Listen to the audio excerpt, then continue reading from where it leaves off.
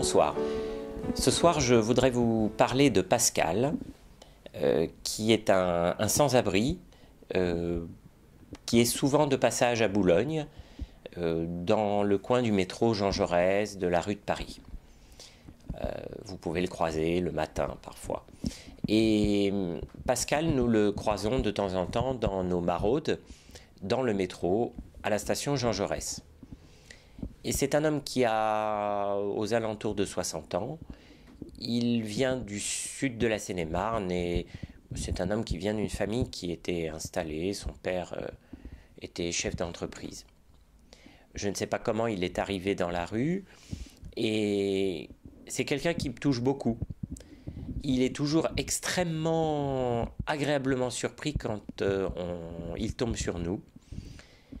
Et la dernière fois que je l'ai rencontré, ça fait 2 ans que je le connais, il m'a confié son projet de partir vivre ailleurs.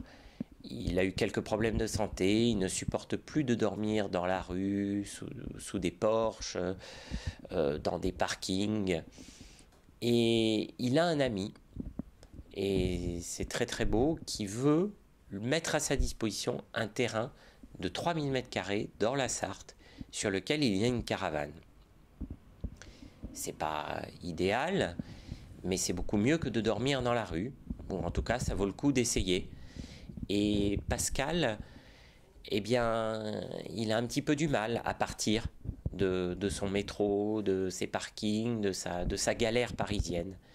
Et en même temps, ça serait vraiment dommage de renoncer à ce geste d'amitié qui lui est fait par un camarade à lui, qui est chef d'entreprise d'ailleurs.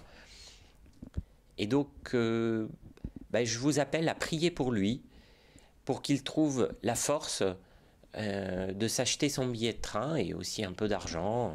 Il trouvera certainement un donateur. Et puis partir là-bas, tenter cette aventure.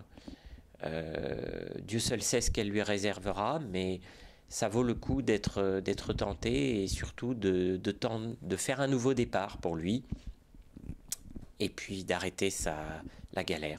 Voilà, je vous appelle vraiment à prier pour lui avec assistance.